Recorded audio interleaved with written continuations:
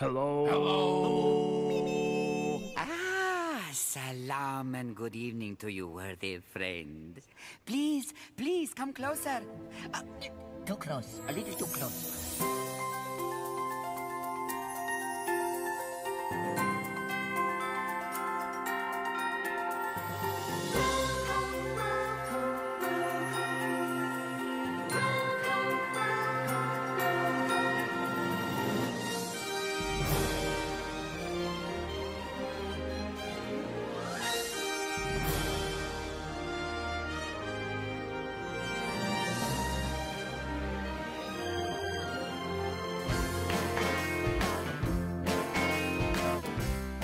Hello, good evening, and welcome to another edition of the Disneybrit radio show. Thank you once again for joining us, and we are live on YouTube. If you're watching us, say hello, join in over there. You can join in with the live chat and all those bits and pieces that are going on. It'd be great to hear from you.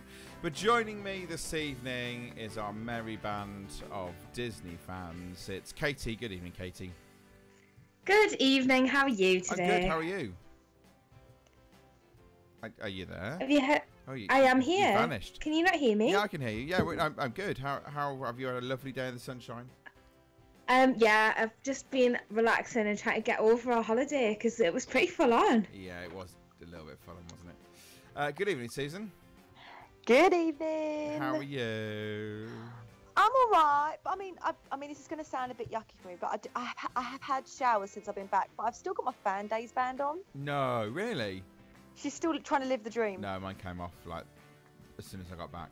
I think I wore it. Yeah, for mine came off like the night of Fandaze. Yeah, when I got back to the hotel. I couldn't cope with it. It had to go. Well, Gareth and Azrael, who will join us a little bit later. Sadly, John can't join us this evening due to that really annoying work to get in the way, which is a pain. I hate work. Wish we didn't have to. But we are talking Fandaze this evening because we were lucky enough to enjoy Fandaze together as a gang, and we wanted to discuss Fandaze a little bit with you. It'd be interesting to see if anybody's joined us on the live chat, any comments you've got about it, particularly those people who maybe have been, those people who didn't go, and the different ways you're able to watch it and enjoy it and all those sort of things that were going on. So we're going to kind of do our good, bad and ugly on our Fandaze trip and what we thought of it, and do feel free obviously to join in and let us know what you thought as well. But it happened last weekend, so Saturday last, we were all in the Walt Disney Studios Park enjoying the Fandaze inaugural party. 2nd of June it was, 8 PM till 2 AM. So I think we're probably best to kind of go through this kind of logically. So I think we want to start off with our goods, which I think is a really important thing to start Also, with. quick disclaimer. Go on. We paid for this. There was no privilege. Yeah. We paid for these tickets. Absolutely paid 100% for this, for our hotels, for our park tickets, for our transport, the whole lot. I know there were some people that went round, that some people were a little bit annoyed because a lot of the kind of American bloggers were given sort of flights and all that sort of stuff and free entry in order to enjoy it, because obviously wanted to push it a little bit with the US crowd. I have got the music, by the way. Yeah, I was going to say, most it. I am obsessed with this song still. I'm not at all. Yeah, I'm so obsessed. The lyrics are awful. It's difficult to be a fan. Just awful. Anyway, so yes, we paid for absolutely everything for this trip. So we're giving you an honest review as paying customers who went along and enjoyed the event. So we won't review everything because we didn't get a chance to see everything, but the things we did get a chance to see, we will talk about and we'll review. So let's start off then with our good. Who wants to start us off then with a good that's on their list? Anyone? I'll start us off. Go on. Yeah. So overall, I met 17 different characters at Fandaze, 14 of which I had never met before, and I think that's pretty good going. Including your for favourite. one night. Yeah, I think that's pretty good going. So we'll come on to some of the issues that we had later on, but I think overall, when you look at it kind of subjectively, 17 characters in one night it's pretty good going. I was pretty pleased with that. It was more than I anticipated. It's a pretty impressive number. Yeah, I'll be honest. We were looking at this and looking at the number that we met, and one of the things on my good list is the number of characters. Just not only the number of characters that we got to meet, but also the number of characters that were there in the first place, and the number of rare characters, or really very, very unknown, in some cases never before seen characters that were there. You know, you had your usual gang, Mickey and Minnie and Daisy and Donald and Goofy and Duffy were there. So that's all the Duffy fans just turned off, isn't it? So they were all there, but then on top of that we had, you know, Lady Yaya, which I wish John was here right now, because John was absolute dream meat for John. It really was. You know, we had Lady Yaya. That made his whole night. Gauchito and Burrito. We had things like Cuzco as a llama and Kronk. Joy and Sadness we've seen, Anna and Elsa and Olaf and Kristoff. Launchpad. McQuack. Well, the Disney afternoon ones for us. You know, you had Launchpad, you had Darkwing Duck, you had Tailspin characters, so you had Baloo and King Louie as Tailspin. You had Chip and Dale as the Rescue Rangers. You had all of those, and then you had some of kind of like your Big Hero 6 characters. So Honey Lemon, Go-Go Tamago. You had Fred and Wasabi, and then there was kind of Treasure Island stuff. So Jim Hawkins, Milo Thatch, Keeda, all those sort of things. So your Atlantis, your Treasure Island, all of those as well. And then you had your rare characters like you had George Sanderson and Needleman from Monsters Inc. And then you could meet Boo as in a monster outfit, which again is something that's really, really rare. There was just so many different characters, you know, and like you say, we saw 17 of them. There are characters on that list that I think we'd love to have seen if we just had the time to see them, and sadly we didn't have the time, but there you go. But yeah, I agree with you. Just the sheer number of characters was pretty impressive. They advertised rare characters and good meat characters, and that's what we got. And we got them, yeah. We absolutely got them. You know, got some really fantastic characters in there as well. Susan, what have you got on your list for good? Entertainment. So in terms of Max Live. Max Live was amazing. It was so good. It was on another level. The stage was massive. Well, this is the thing, wasn't it? We walked in and we saw that stage and we went, whoa. That's one massive stage. And actually, during the day before Fandaze opened, there was one point that myself and John were stood around the stage trying to work out where everything is. We're like, well, that's fire, that's confetti, that must be water, that's this, that's the... So yeah, we were there, and you know, imagine what the stage is normally like when you go into the Studios Park.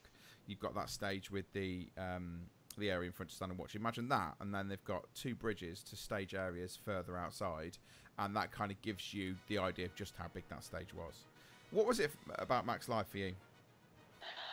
I think do you know what? It was even just the backing dancers and Max himself. Yeah. Like, he was pulling some moves. He was cartwheeling. Well, he was sashaying everywhere.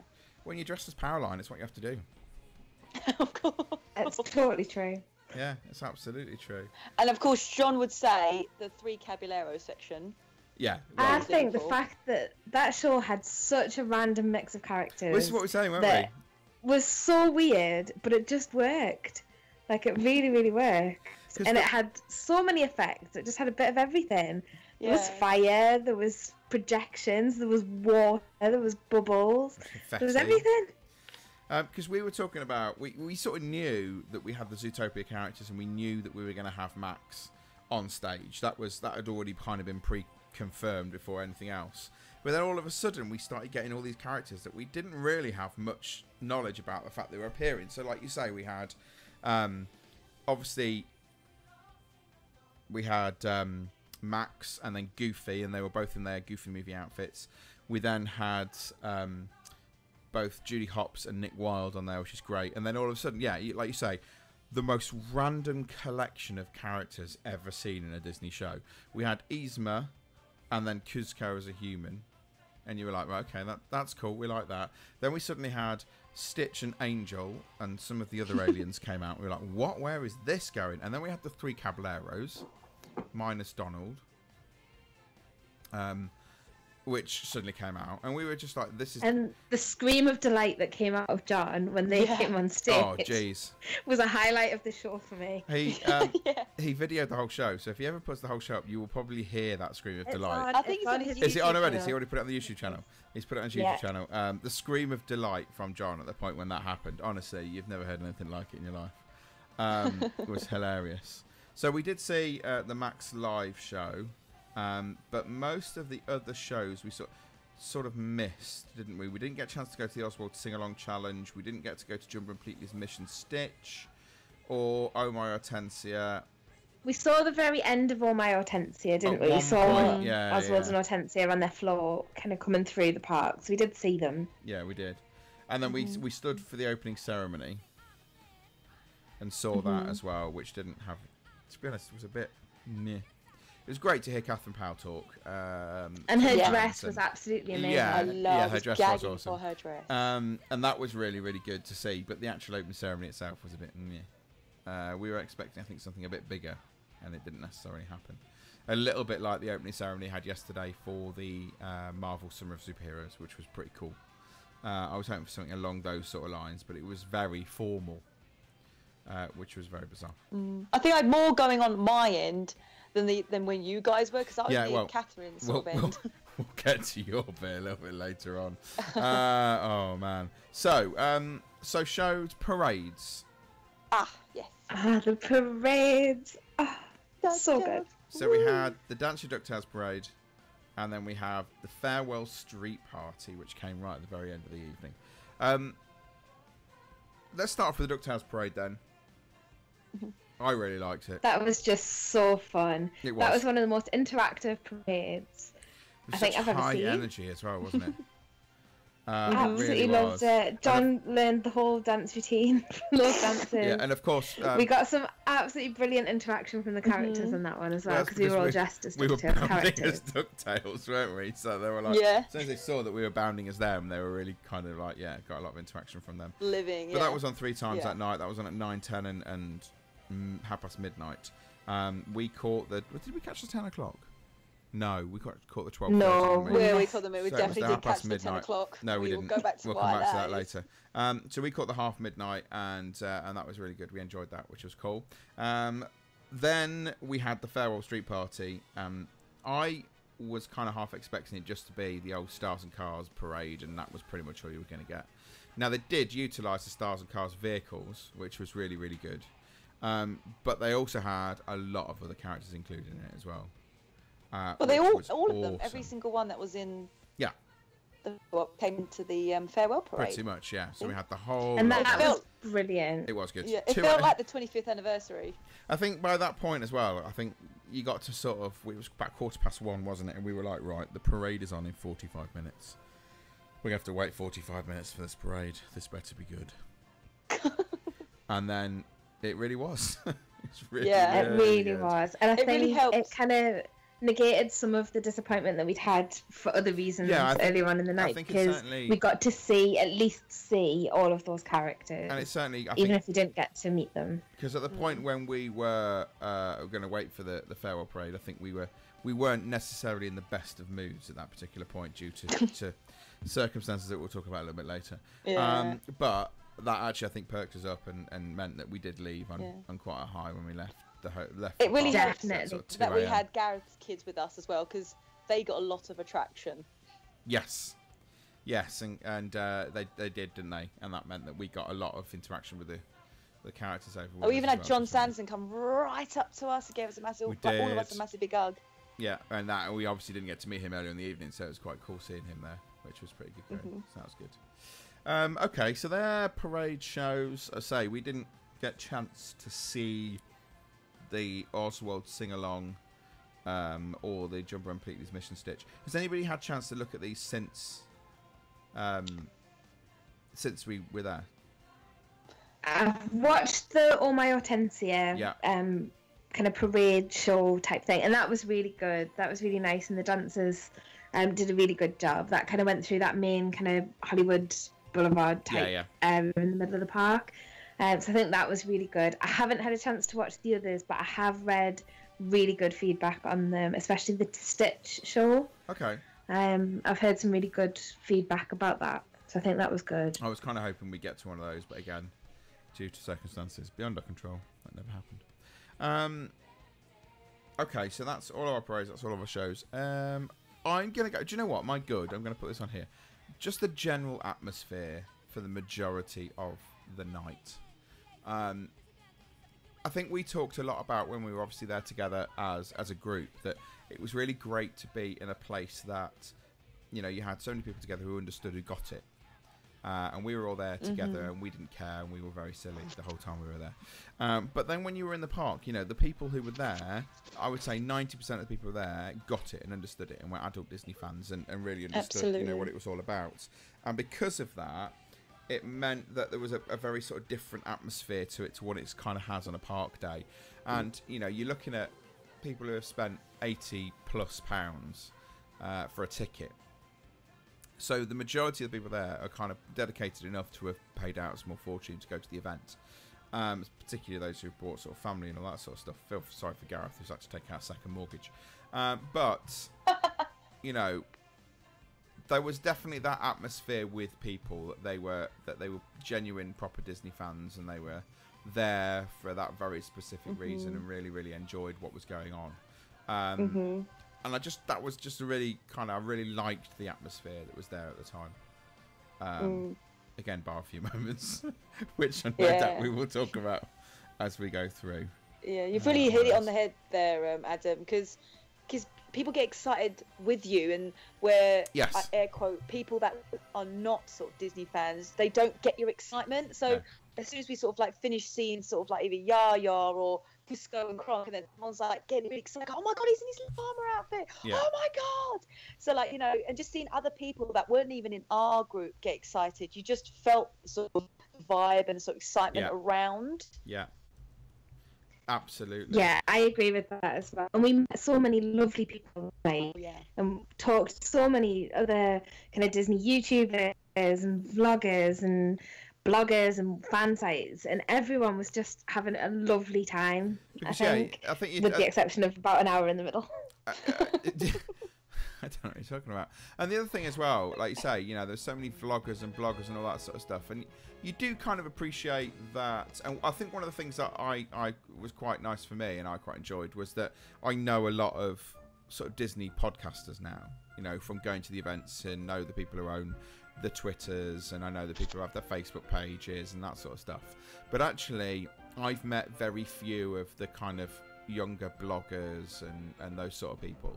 So it was quite nice to actually meet those sort of people. And I suppose I didn't really appreciate that there were that many of them at the time. And then obviously, you know what Susan's like, she knows everybody in the world, her and her grannies. So Susan was obviously meeting up with all these people, and these are people that we've obviously never spoken to before, never met before, never seen before, which was really cool. And we stood in the queue line for Heroes and Villains Alley, and we were stood with the group, and they had a Disney cast member with them. I'm not going to mention who they are or where they are because I don't want to get into trouble.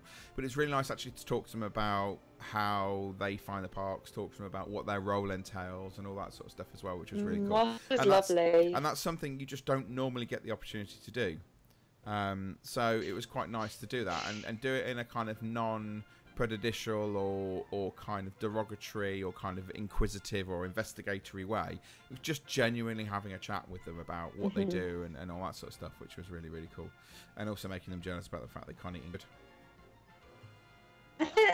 People wearing was really, really cool. People really went all out. So we were obviously back there, and they'd be like, oh my god, I love what you're wearing. And kind of run over to give you a compliment on kind of what you'd put together for your outfit. And I think that all added to that lovely atmosphere. And I think just the effort that people had gone to kind of look really good and to dress like their favourite character was quite impressive. Yeah, absolutely. Yeah, like you say, there was a Kingdom Hearts at one point, which Susan lost the plot over. That was an amazing costume. She was like, whoa. Oh my god. But it's just it was nice to sort of try and work out where everyone was wearing, who everyone was, and we got. I don't think were you girls there at the time when there was somebody who came up to us and realised we were DuckTales and came and got a photo with us.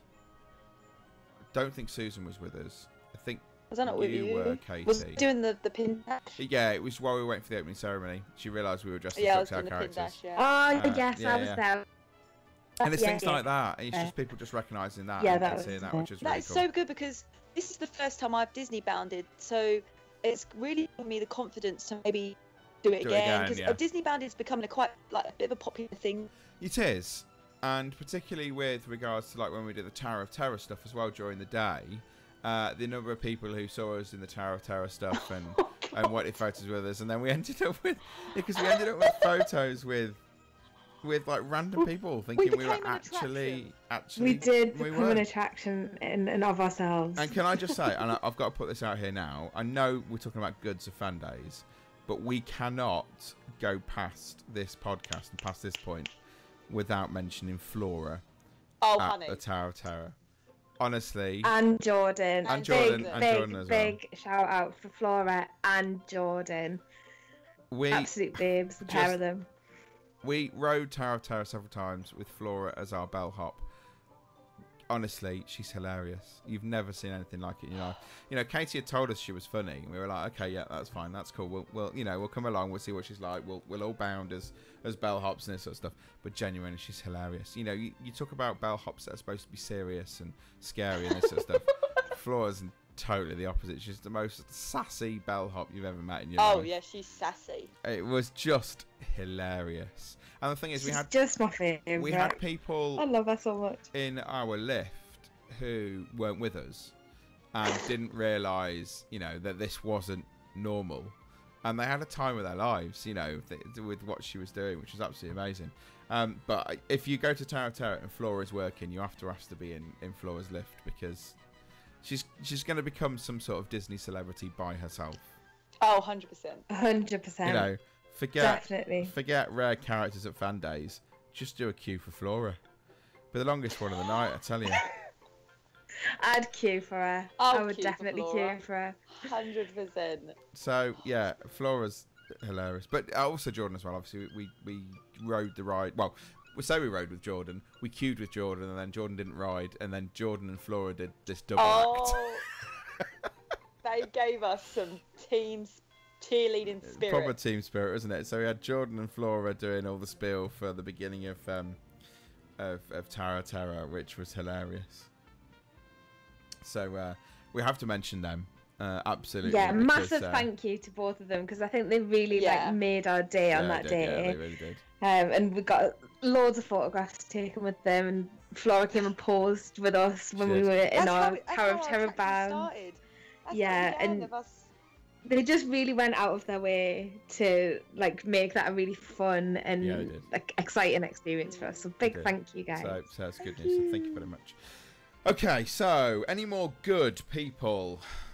And this is going to be sort of a bit controversial, because obviously I know bit of it's gonna be in our ugly. Yeah. But the queuing system outside Heroes and Villains, in terms of that, was quite organised, because obviously I know we were all quite concerned in terms of, okay, so each photo op has 2 sets of characters, so we're like, how is it going to work, or how are we going to end up lining up in this queue, and then it suddenly changes, and then we have to let people go in front of us because we don't want them people. So how they did it was 2 separate queues for 1 photo op. If you wanted to see this specific character, you would line up in that queue, and vice versa. So I felt that was very organised and quite sort of forward thinking from Disneyland. It was. Now, it wasn't consistent. That was the only thing, and this will be my only kind of query with it, is that I thought, they had where you had things like so Burrito and Cachito, and we had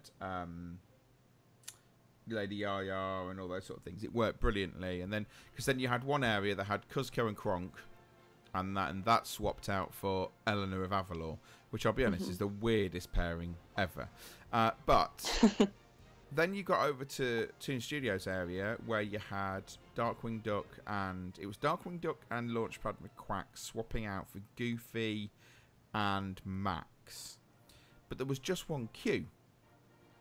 And it does point, actually, Susan, the way you were saying, that actually it does show the difference in those 2 queues, because we got to a point where we stood waiting for Launchpad and Darkwing to come out, and everyone was queuing going, anybody for Max and Goofy, do you want to come past? No one, no. And we all stood there, and poor Max and Goofy stood there for ages with nobody to meet, because everyone was like, I'm sorry, we're waiting for the others. So we can't. I was like, I'll quite happily go and meet them and then come back and queue again here. If I can come back here, that's fine. But I don't want to meet them right now. I want to meet Launchpad and Darkwing, which is the reason why we stood here. So for that particular occasion, that didn't work so well. So yeah, you're right with the other queuing system, how much better that was and how well that worked. So that was very well thought out in that sense. Mm-hmm. Would you also put the photo pass in as good? What, with the way that they worked it? Mm-hmm. Yeah, I suppose you would, because actually they were very, very efficient with the way that they used the. Because they were the ones that were controlling the line, basically. Yeah. I think they did a really good job, actually. And they were quite good at sticking to the 2-picture rule and then moving people on. It was the few characters that didn't have that photo pass photographer there where there was issues. So I think they did a really good job. And actually, if you look at on the map, it was to tell you the photo points, which was the only ones that were supposed to have photos were, where are we? Cusco and Kronk and Eleanor. Joy and Sadness, George Sanderson and Needleman, and then Boo and Sully. Honey Lemon or Go-Go Tamago, Fred and Wasabi, and Bolton Mittens, according to this, were the photo points. But actually, it ended up being that there were photopass photographers everywhere. Exactly. Yeah, there's one at Megan Phil. Yeah. There was one at Milo and Kida.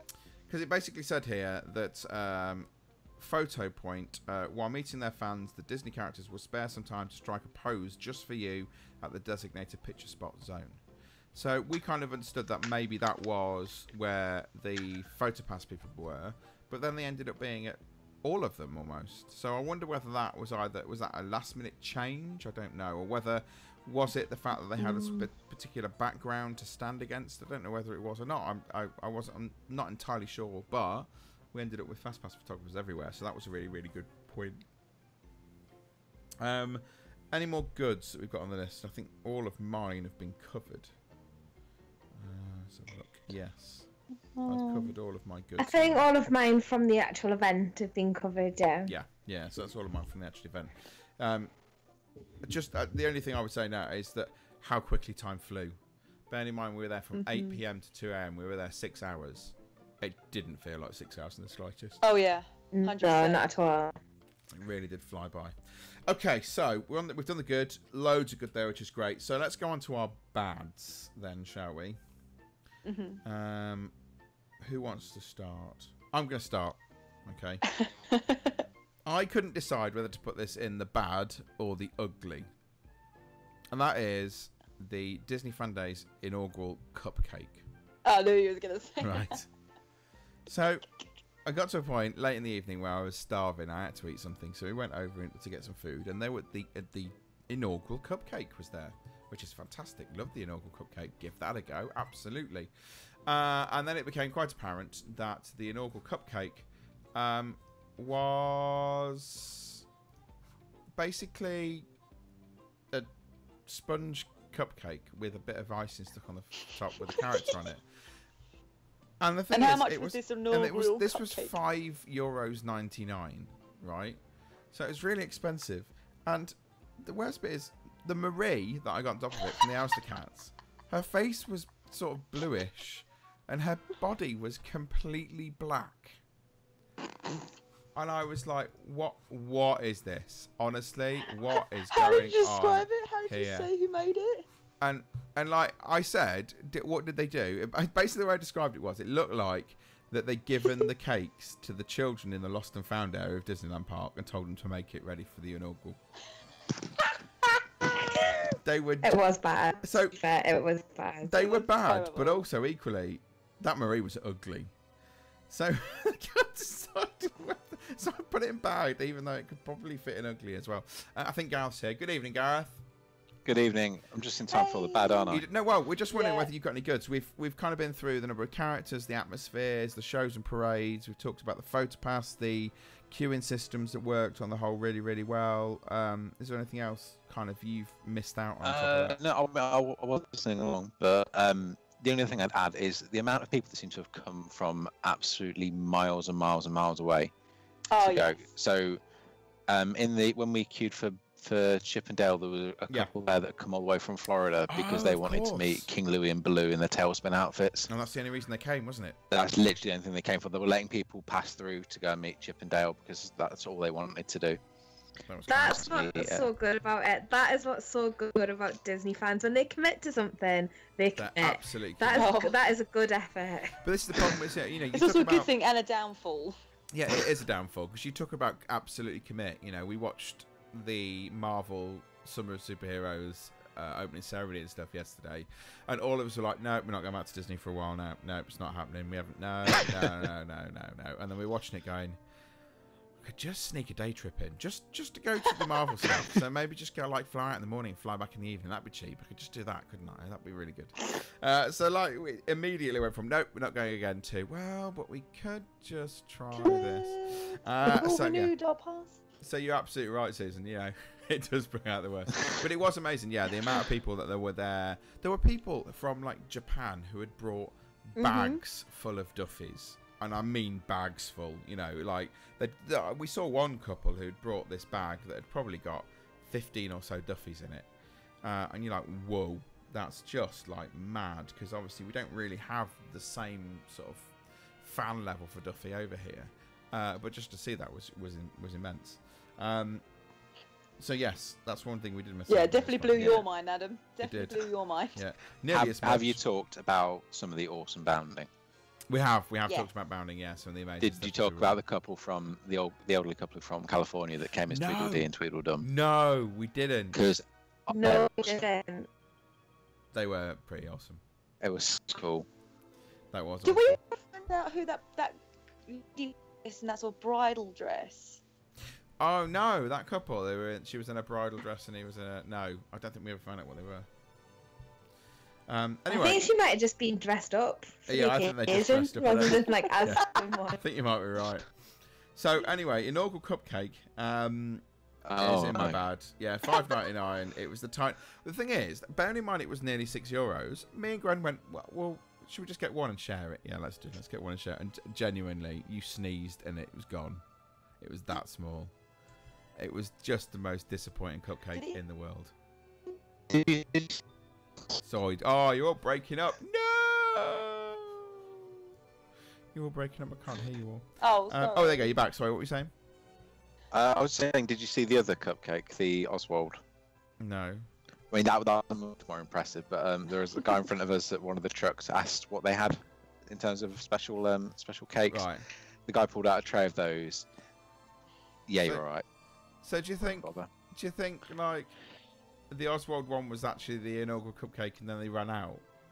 So no, they had loads of them left. Oh, right, okay. Absolutely tons of them. I just got some trash. Did it even taste nice? No. To be fair though, that was very limited edition because you don't often see a navy blue Marie. No, this is true.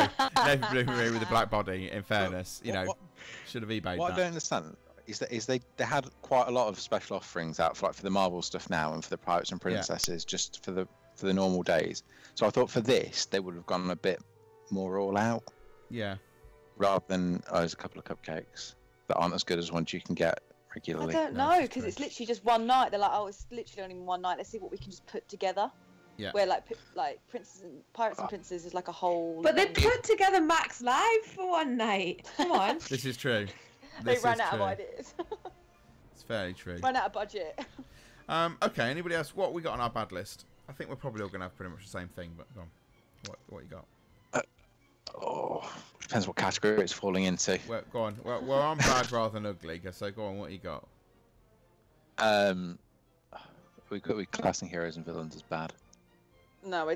Saving that. We're classing that as ugly. No, it's definitely ugly. I think... Go on, Katie. Go for it. No, go for it.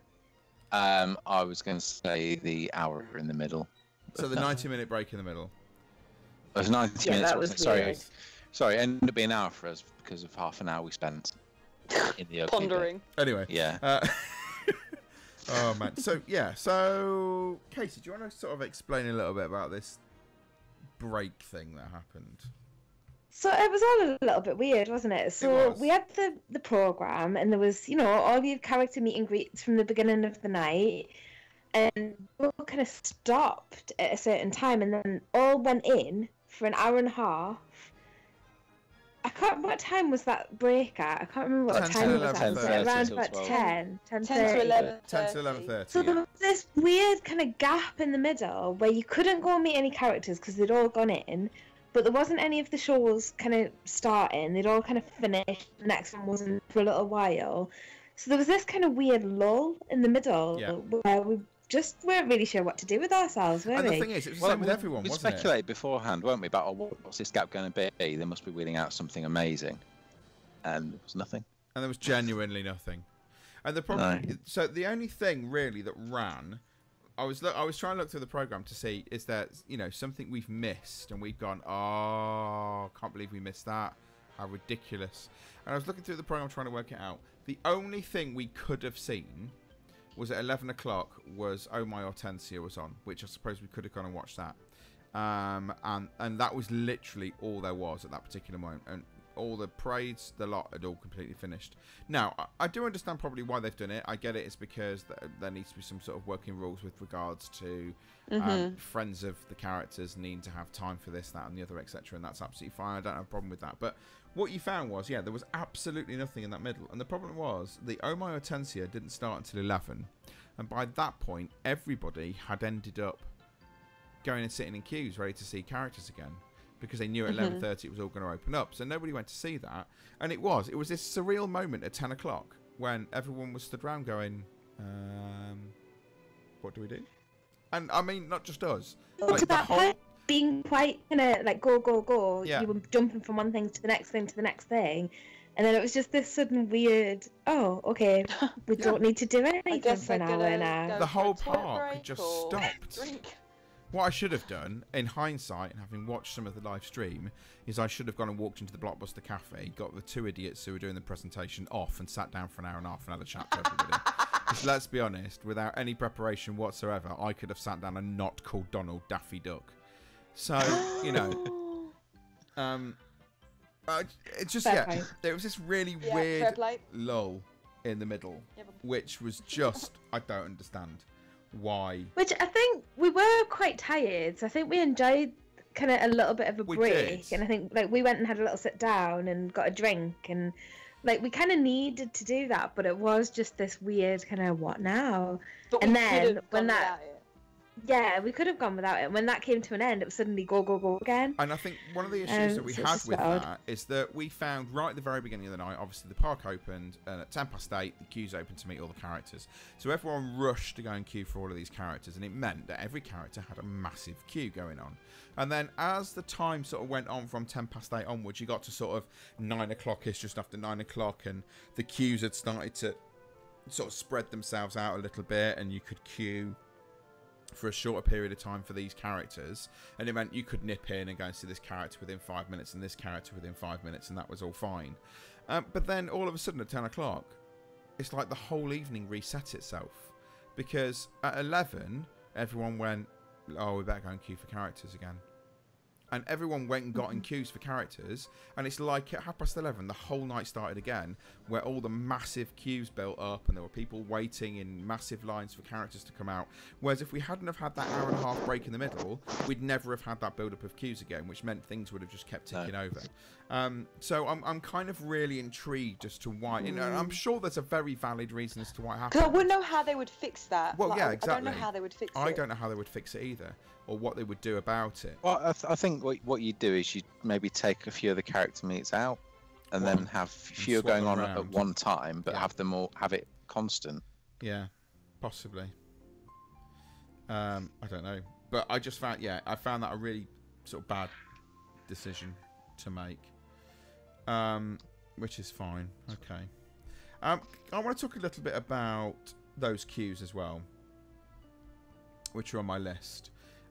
One of them is about queue inconsistencies, and in the way that the queues were dealt with, because there were some queues that absolutely flew through, where you waited hardly any time whatsoever, saw the characters and off you went, and there were other queues where it was taking absolutely ages. So apparently, if you'd have gone over to the Pleakley and Jumbo one over at Stitch Live, apparently they had got that down pat. You were in, photos out.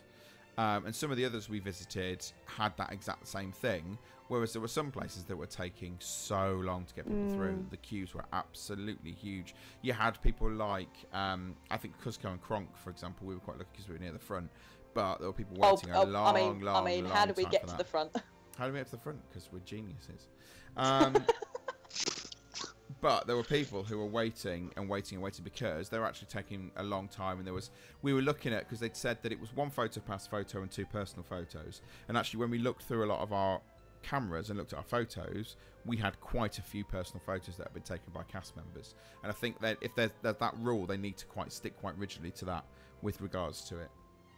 And that then has a knock-on impact on another thing that happened in the night that I'm going to put down as a bad, which was queue closing times. And this really did completely throw us. So I'm looking through. I've got the program in front of me now, and all the way through it, you look at them, and the characters' meet and greet times start at 8:10 until 10, and then go from 11:30 until 1 a.m. So we, as you would expect in a Disney park, you know, if the park is open till 1 a.m, you can get into the queue of an attraction until 1 a.m, and then it closes from there. But what we found, and I'll give you the example I can give you here, we decided we were going to go and see The Incredibles and Frozone. According to on their map, they were meeting 8:10 until 10 and 11:30 until 1 a.m.